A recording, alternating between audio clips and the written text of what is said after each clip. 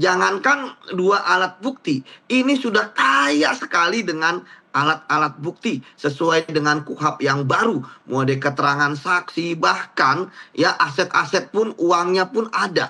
Ya, Ya. 500 miliar lebih, 74 kilogram emas, bahkan ada yang dijadikan dilindungi oleh LPSK.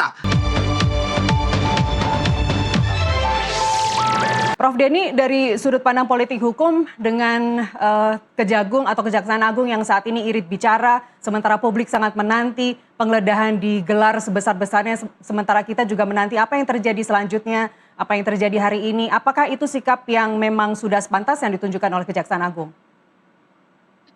Ya, tentu saja penegakan hukum itu ada strategi publikasi ya. Jika diperlukan, ada strategi yang irit bicara. Jadi memang kalau dalam kasus ini kemudian yang diterapkan irit bicara, mungkin memang mereka lebih hati-hati. Sedikit banyak itu dipengaruhi dengan posisi tersangka yang pernah menjadi pimpinan mereka sendiri, Jaksa Agung Muda Tindak Pidana Khusus. Jadi tidak ingin ada kesalahan-kesalahan narasi yang barangkali bisa dimaknai berbeda oleh publik. Jadi saya pikir terkait dengan keiritan bicara itu hal yang bisa dimaklumi begitu. Tetapi memang kalau terkait dengan pra peradilannya sendiri, saya kok hampir sama dengan Mas Yudi ya. Ini tidak akan jauh dari putusan pertama. Kalau memang tadi sudah disampaikan argumentasinya dan saya memprediksi juga sama ini akan ditolak juga. Dan karenanya kita menunggu pokok perkaranya, itu yang lebih penting. Materialnya seperti apa. Agak sulit kalau melihat apa yang sudah dilakukan aparat penegak hukum di kepolisian dan sekarang dilanjutkan di kejaksaan untuk membantah memang ada dugaan tindak pidana korupsi. Kita semua publik pada saat melihat penggeledahan dan ditemukan berbagai macam alat bukti berupa emas dan juga dolar, itu semua sudah agak mengerucut ya. Memang terjadi keanehan-keanehan dalam penanganan perkara di 3 tindak pidana korupsi itu. Tinggal bagaimana tentu saja kausa atau sebab akibat antara bukti penggeledahan itu dikaitkan dengan delik-delik yang ada dalam pasal-pasal tindak pidana korupsi. Nah, kita tunggu saja, dan itu tentu bukan hal yang mudah untuk membuktikan secara material, tapi melihat penjalanan kasus ini harusnya aparat penegak hukum bisa menjalankan tugasnya, menghadirkan bukti-bukti terbaik, membuktikan memang ada tindak pidana korupsi yang sayangnya dilakukan oleh Jampitsus pada masanya dengan menyalahgunakan kekuasaannya. Ya, saya ingin menggeser ini ke desain KUHP yang baru, Prof. Sejauh mana hakim pra peradilan seharusnya menguji kecukupan bukti permulaan tanpa bergeser menjadi mengadili substansi perkara pokoknya? Ya, tentu saja kalau ini pra peradilan, tentu ini masalah formil, tadi sudah digarisbawahi ya. Materialnya tidak bisa ditarik ke dalam proses pra peradilan, dan itu sebenarnya ditegaskan lagi dalam surat edaran Mahkamah Agung yang terbaru ya, yang mengatakan kalau prosesnya sudah masuk ke material pokok perkara, maka pra peradilannya menjadi berhenti ketika pokok perkaranya sudah disidangkan.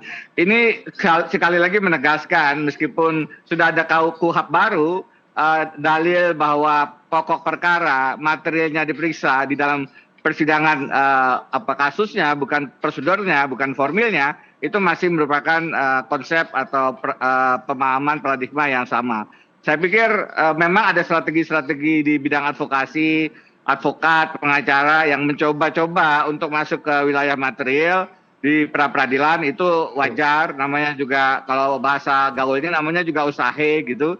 Tetapi kalau kita memang berjalan dalam hukum acara, disiplin untuk mengatakan bahwa pra peradilan itu mestinya tidak keluar dari pagar-pagar formalitas, proseduralitas, tentu sama-sama kita hormati bahwa substansi perkara, tindak pidana korupsinya, materialnya tetap merupakan objek pemeriksaan di pokok perkara di pengadilan yang berwenang, bukan di pra peradilan begitu. Oke, batas objek pemeriksaannya di mana, Prof Denny, antara pra peradilan yang pertama dan kedua? Pra peradilan tentu saja bicara tentang tadi yang pertama tentang penetapan tersangka, penggeledahan dan sejenis itu kan. Ada 9 dalam KUHP kita terkait dengan upaya-upaya hukum paksa yang 99-nya tentu bisa menjadi objek pra peradilan ya. Dan bagaimana kemudian kita melihat teman-teman advokat merumuskannya menjadi 2 perkara tentu menarik. Tapi sekali lagi kita harus hati-hati strategi-strategi menarik materi perkara pokok ke dalam pra peradilan yang biasanya bertujuan untuk melepaskan status tersangka dan terlepas dari jerat kasusnya itu sendiri.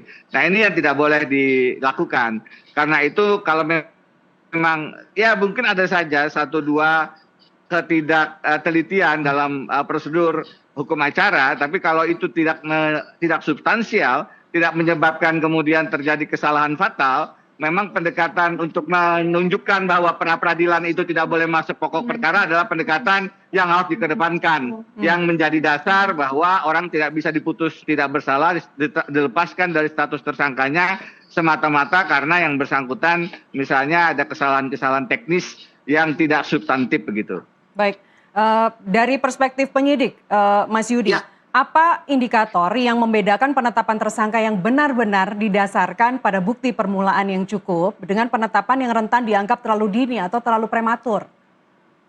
Jadi gini Mbak Nastiti, suasana kebatinan penyidik ya dalam menangani suatu perkara tentu mereka sudah berdasarkan aturan yang berlaku. Dalam hal ini adalah KUHP.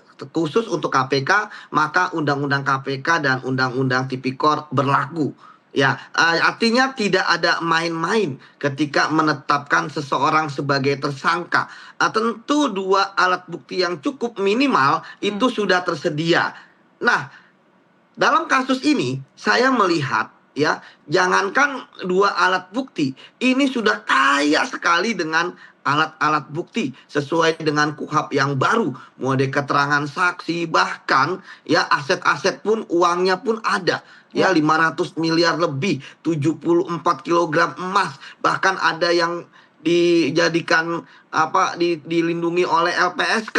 Artinya saya pikir sudah tidak ada lagi jalan keluar selain dalam materi pokok. Tadi saya katakan asas praduga bersalah tetap dikedepankan karena nanti adanya di materi pokok. Tetapi dengan ada kemenangan ya teman-teman kepolisian ya, saat ini kita bicara teman-teman kepolisian ya. Kalau dalam perkara yang pertama kan gugatan pra peradilannya kejaksaan turut termohon. Teman-teman kepolisian artinya dari putusan hakim ya menolak keseluruhan, artinya menang telak. Ya, dan ini bagi saya akan membungkam ya selama ini kan narasi dan glorifikasi yang dilakukan oleh pihak Febri Ardiansah bahwa ada kesalahan prosedur lah, ya kan, ada kriminalisasi lah, ada kemudian kesewenang-wenangan yang dilakukan oleh kepolisian, ya, maka itu saat ini hilang. Bahwa apa yang dilakukan oleh teman-teman kepolisian itu sudah benar adanya. Itu dan kemudian berhasil juga dikonfirmasi oleh hakim melalui putusannya. Jadi bagi saya ya tentu tidak masalah juga ada tindakan-tindakan mengglorifikasi suatu permasalahan dari pihak FA gitu ya. Tapi bagi saya ya seharusnya tidak perlu ada glorifikasi kemudian sebelum ada putusan dari hakim sudah menyatakan kriminalisasi, penyalahgunaan wewenang, ada kesalahan. Padahal itu semuanya mentah di praper ini dengan ditolak seluruhnya. Begitu Mbak Nastiti. Mas Yudi, Prof Denny, kita baru saja menerima informasi bahwa pra peradilan kedua nomor perkara 135 untuk menguji sah atau tidaknya penetapan Febri sebagai tersangka dan penahanan oleh Kejaksaan Agung dalam perkara dugaan korupsi dan TPPU ditolak oleh Majelis Hakim. Kita akan sama-sama dengar seperti apa yang disampaikan oleh Majelis Hakim, tapi usai jeda azan maghrib berikut ini, pemirsa tetaplah bersama kami.